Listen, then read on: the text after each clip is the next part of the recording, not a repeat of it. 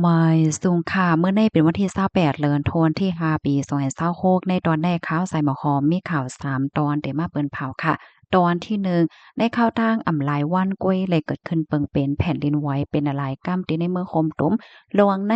มันแหน่สายหงายเงาลายจึงหือ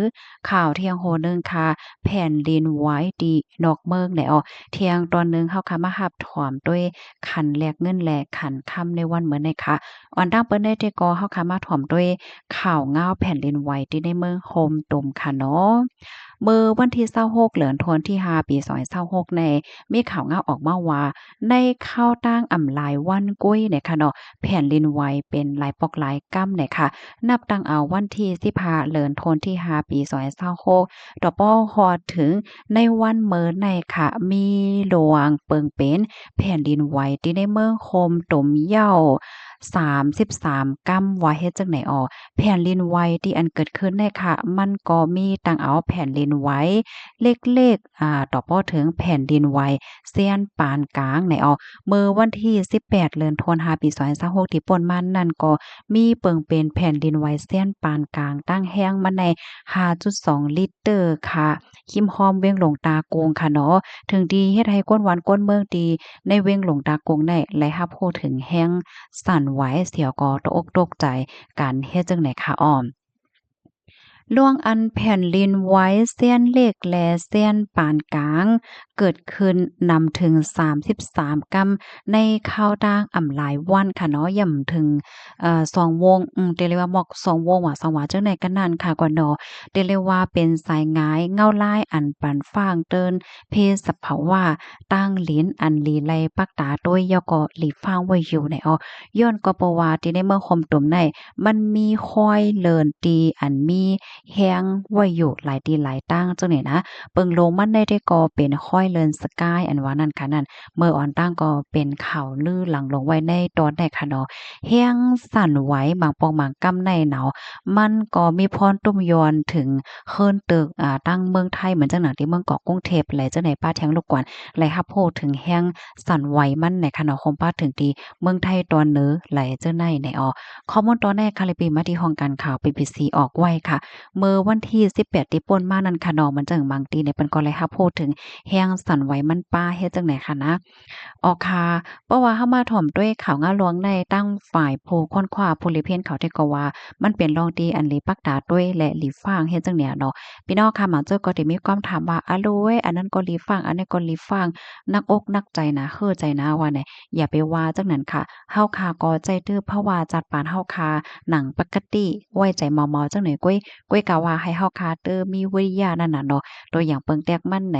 วัดไหวเฮาคาไหวกับโตเฮาคาไหวมงหอเฮิรนเฮาคาเงินคำเฮาเอาไว้ที่ไหนตั้งไหลในเฮาคาเนี่ยก็โหลไหลฮู้ตีฮู้ตั้งมันเหี่ยก็ให้มันจังยิบง่ายอำลิกับลิเตียก็เป็นเพมาหนังหือเฮาคาเดไหลลากแลนไหลง่ายนั้นเฮาเดเฮ็ดจึงหือว่าสังว่าจังเนี่ยเนาะป้าเจ็มว่า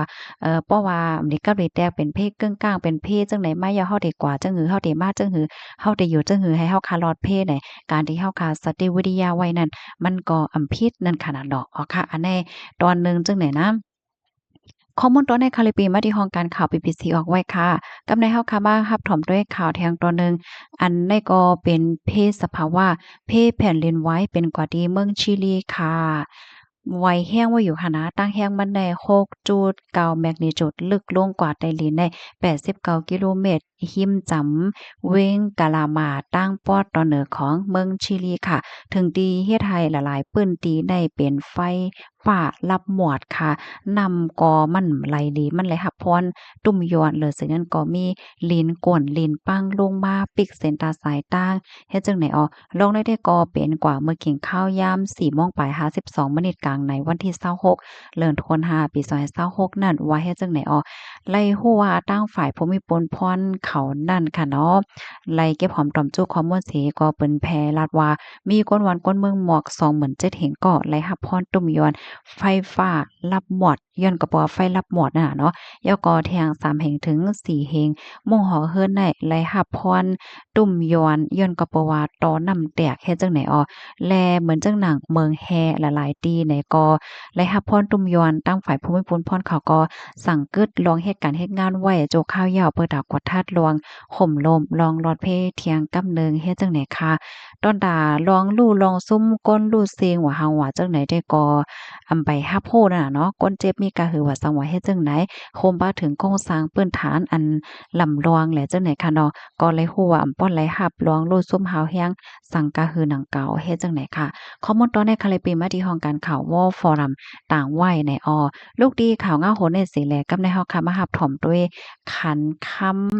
ขันแลกเงินในวันมื้อนี้ค่ะเฮามาถ่อมด้วยขันคำดีในเมืองไทยอ่อนตั้งค่ะเนาะคำแตงเพราะว่าเฮาค่ะมีเสียกว่าขาย1 วาทในแต่ค่ะแล้วอยู่69,000เฮงเต็มเพราะว่ากว่าซื้อซ้ำแต่ละปันอยู่69,000เฮง2ปากวาทคำหางเคิงเพราะว่าเฮาค่ะมีเสียกว่าขาย1 วาทในแต่ค่ะแล้วอยู่67,000เฮง6ปาก13เพราะว่ากว่าซื้อซ้ำแต่ละปันอยู่70,000เต็มเดเลยว่าคำโลงมาอินค่ะเนาะ$1อเมริกันแลกแลงเงินไทย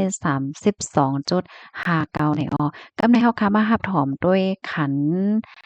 คำที่ในเมืองใต้เมืองคมตุ่มเนาะคำเซียนปานเก่าเพราะว่าเฮาค่ะมีเสียกว่าขายคำแตงได้ขายเลยอยู่10,130,000เพราะว่ากว่าซื้อซ้ำได้เลยปันอยู่10,230,000คำหางเคิงเพราะว่าเฮาค่ะมีเสียกว่าขาย1กยาบในขายเลยอยู่9,520,000เพราะว่ากว่าซื้อซ้ำได้เลยปันอยู่9,620,000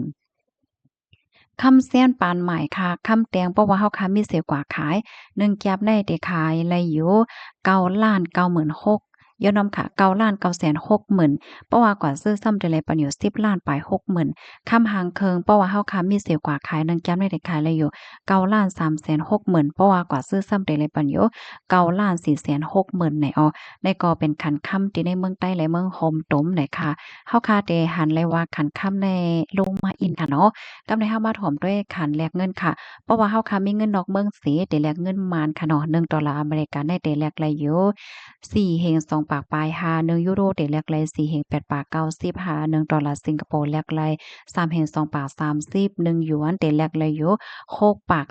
20$1ออสเตรเลียแลกไร3เฮงปลาย10ค่ะเพราะว่าเฮาค่ะเอาเงินมาเสีแลกเงินนอกเมืองเนาะ$1อเมริกันได้แลกปันอยู่4เฮง3ปาก10หา1ยูโรได้แลกปันอยู่5เฮง20 5เฮงปลาย25เปีย$1สิงคโปร์ได้แลกปันอยู่3เฮง3ปาก30 1หยวนได้แลกปันอยู่6ปาก37$1ออสเตรเลียได้แลกปันอยู่3เฮงปลาย90นะคะกับในเงินไทยเพราะว่าเฮาค่ะเอาเงินไทยแลกเงินมาน1เสียในเฮาได้แลกปันอยู่7บาท75เพราะว่าเอาเงินมานแลกเงินไทย1เสียในเฮาได้แลกเลยอยู่7บาท55ว่าจังไหนค่ะ